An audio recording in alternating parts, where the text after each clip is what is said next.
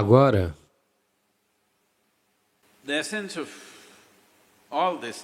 a essência disso tudo é, a primeira coisa é entender a natureza de como a existência está acontecendo. Você pode olhar tanto para este quanto para o átomo, ou pode olhar para o universo. Se você quiser olhar para o universo, é complexo, é difícil, porque você não tem um assento na galeria, sabe? Não existe... Não é como um estádio que você pode sentar em algum lugar e observar todo o universo. É bem difícil. Você só pode ver em pedaços. Se você quer ver um átomo, ninguém nunca viu um átomo, sabia disso? Você sabia disso? Nem mesmo em um supermicroscópio de elétrons você não consegue ver um átomo. Observamos a sua atividade, mas nunca vimos um átomo propriamente dito. Mas o quebramos? Nós somos capazes de quebrar coisas que nem mesmo podemos ver. Esse é o nosso... Temos muito orgulho disso hoje em dia. Podemos quebrar qualquer coisa. Se nós podemos fazer ou não é algo questionável, mas nós podemos quebrar tudo o que quisermos. Até mesmo sem podermos vê-lo, nós podemos quebrá-lo. Agora, o que você vê e o que você não vê por si só é uma coisa muito incerta, no sentido de que... O que é isso que você pode ver? Neste momento, você pode ver minha mão? Sim. Você só pode ver a minha mão porque a minha mão bloqueia a luz. Se a minha mão não parasse esta luz, se ela permitisse que a luz passasse através dela, você não veria esta mão? Sim? Ou, em outras palavras, neste momento, o seu aparelho visual pode ver somente as coisas que bloqueiam a luz. Qualquer coisa que permita a passagem da luz, você não consegue ver? Antes de mais nada, você não consegue ver a própria luz? Você consegue ver a luz que está aqui? Não. Somente o que bloqueia a luz, você consegue ver? O que não bloqueia a luz, você não consegue ver? Muito ruim, não é? Você deveria ser capaz de ver todas aquelas coisas que permitem a passagem da luz, pois são coisas importantes, mas neste momento, seu aparelho visual é treinado para ver, ou é capaz de ver apenas aquilo que bloqueia a luz. Portanto, todo o processo de ver a vida como ela é significa, em primeiro lugar, a evolução de um olho não pensativo, um olho livre de pensamento. Quando eu digo livre de pensamento, ele está livre da marca da memória. Neste momento, estes dois olhos estão muito carregados de memória. Veja, você pode notar que, se você vir um grupo de pessoas assim, se você casualmente olhar assim, se entre essas centenas de pessoas houver um rosto com o qual você esteja familiarizado, você verá que, de repente, esse rosto irá se destacar. Já notou isso? Já notou isso? Você está andando numa rua, há centenas de pessoas lá. Seu amigo está entre elas. Se você olhar aqui, somente o rosto deste amigo será mais evidente do que o restante dos rostos, porque este olho funciona com a memória. Quanto mais memória você tiver, melhor ele verá. Sem memória, ele não consegue ver. Memória significa um passado acumulado. Memória significa informação. Memória significa aquilo que não existe, mas que age como se existisse. As memórias são mais reais do que a realidade, não é verdade? Sim ou não? Veja, quero que você entenda. Tudo em sua vida é comandado pela memória. Não é só o seu pendrive. Tudo na sua vida. Quando eu digo memória, não é apenas o que você carrega aqui. O seu próprio corpo é um corpo de memórias. O porquê de, se você come uma banana, ela se torna um corpo masculino, e se ela come uma banana, ela se torna um corpo feminino, é simplesmente por causa da memória que o corpo contém, não é mesmo? A informação que está armazenada neste corpo e naquele corpo são diferentes. Com a mesma banana, ele se torna um homem, com a mesma banana, ela se torna uma mulher. Sim ou não? Ou vocês estão comendo diferentes tipos de bananas? A mesma coisa, a mesma comida, se você comer, ela se converte numa forma única. Em uma pessoa, ela se transforma em pele escura. Em outra pessoa, ela se transforma em pele clara. Como? A memória que você carrega. Você se lembra do seu tataravô? Você não lembra? Mas o nariz dele está posicionado bem na sua cara. O seu corpo se lembra, não é mesmo? Você talvez não tenha nenhuma ideia de quem ele foi, mas o seu corpo se lembra ainda hoje. Como seus antepassados eram 1 milhão de anos atrás, ele ainda se lembra, não é mesmo? Então o que você chama de meu corpo é apenas um corpo de memória? E os olhos estão carregados de memória. Um olho que está carregado de memória, um olho que está corrompido pela memória, não consegue ver nada da forma que realmente é.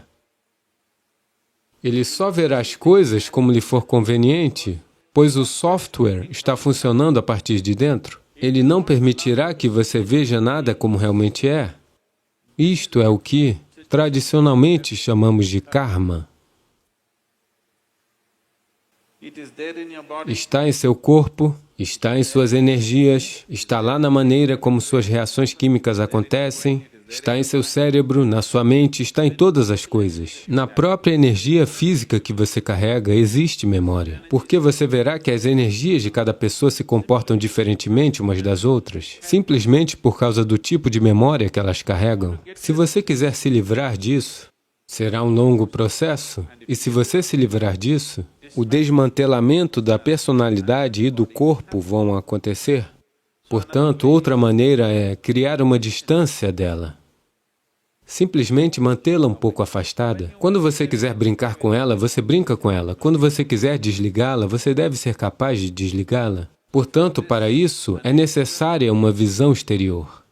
Agora mesmo, seus ouvidos estão carregados de memória, seus olhos estão carregados de memória, sua língua está carregada de memória, porque se você nasceu em Karnataka, se você vai para o norte da Índia, a comida não é gostosa, porque a língua está carregada de memória? Sim ou não? Você já sofreu disso ou não? Você foi para o norte e eles falavam alu badi, alu... Alu moter, alu palak, alu parota, alu, alu, alu, alu. Era o que eles falavam? Você não aguentou ficar lá?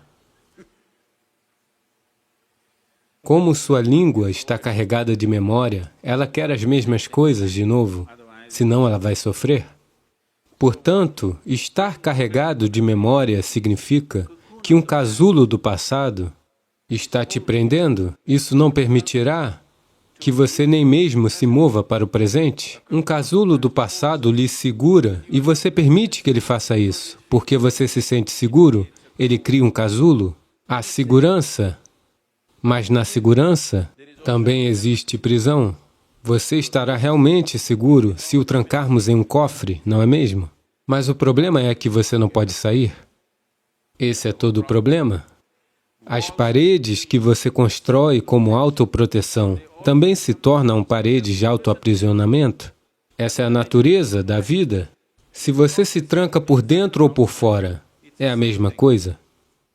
Caso você não abra a porta, se alguém o trancou por fora ou se você se trancou por dentro, não há diferença. De qualquer forma, você está preso, não é mesmo? Pelo menos se alguém te trancou do lado de fora, você pode ao menos reclamar e gritar. Se você se trancou por dentro, você só pode ficar deprimido. Não pode nem mesmo gritar. Com quem você vai gritar? Portanto, esse processo para o qual estamos olhando é que a memória deixa impressões por si só em todos os níveis, até o nível elementar. Dos 5 elementos que funcionam aqui, bem a partir daqui, o trabalho da memória começa. Então, quando pronunciamos a palavra karma, não é uma simples fórmula, ou não é como, sabe, as pessoas andam falando a teoria do karma. Nós não estamos falando sobre nenhuma teoria, nós estamos nos referindo a uma certa realidade. Karma significa memória, ação e memória. Uma ação do passado só existe em forma de memória, não é verdade? Sim? A memória não é apenas o que você carrega aqui. Cada célula do corpo carrega a sua própria memória. O motivo pelo qual um átomo se comporta diferentemente de outro átomo, embora ele tenha os mesmos ingredientes, é porque ele tem uma memória. Um átomo de hidrogênio tem um tipo de memória, um átomo de oxigênio tem outro tipo de memória. A não ser que você os misture, eles vão continuar a se comportar dessa maneira. Isso está em um círculo pequeno. Você está em um círculo um pouco maior, o universo está em um círculo muito maior, mas a mesma memória governa tudo isso. Então, quando nós falamos karma, nós não estamos falando de algum conceito ou de alguma filosofia. Nos referimos a uma certa realidade que está encontrando manifestação em quem você é. O próprio formato do seu corpo é por causa da memória. Se uma ave come uma manga, ela se torna uma ave. Se uma minhoca come uma manga, ela se torna uma minhoca. Se você come uma manga, você se torna um ser humano. A mesma manga, quantas coisas ela está fazendo, dependendo dos tipos de memórias que carrega, não é? O que você chama de semente? Se você planta a mesma semente, se você planta uma semente no mesmo solo, aqui você planta uma mangueira, ali você planta uma macieira, no mesmo solo. Esta só vai produzir maçãs, aquela só vai produzir mangas. Eu sei que há uma foto de jornal onde, sabe, uma jaca se transformou em banana. Isso é diferente? Sim, você viu isso? Vocês são todos de Bangalore ou Devanali? Não? Vocês não viram isso? Um monte de bananas saiu de uma jaca? Por alguma razão? Isso é uma aberração? E isso aconteceu por causa de alguma hibridação? Não sabemos quem fez a mistura? Mas, essencialmente, se você, no mesmo solo, se você plantar uma semente de maçã e uma semente de manga, aquela só produzirá maçãs, esta só produzirá mangas, porque a semente é uma certa quantidade de memória, não é? Quer seja a semente de uma planta ou a semente de seu pai que entrou no ventre de sua mãe, é apenas memória e memória e memória, não é verdade? Isso é karma, e isso vem lá de trás. Até o nível elementar, tudo é memória. Somente o elemento puro está livre de memória.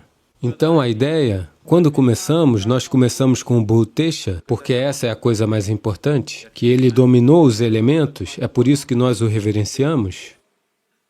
Por que ele dominou os elementos? Ele tem um olho que não tem memória, um olho sem marcas, que vê tudo do jeito que é. Portanto, yoga essencialmente significa desenvolver um olho que não está contaminado pela memória, que simplesmente vê.